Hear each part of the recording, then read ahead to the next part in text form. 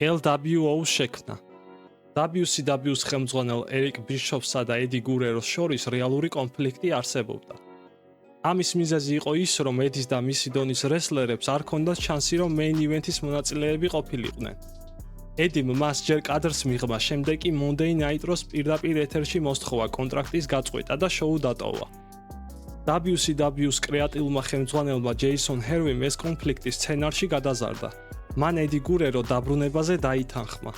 შედეგად 1998 წლის 5 ოქტომბერს Monday Night Raw-ს ეპიზოდში ედი გურერომ ჩამოაყალიბა დაჯგუფება Latino World Order. მათ განაცხადეს, რომ ყველაფერს გააკეთებდნენ კუთვნილი დაფასების მისაღებად. ერიკ ბიშოფს კი მხოლოდ ერთი გზა ჰქონდა დარჩენილი.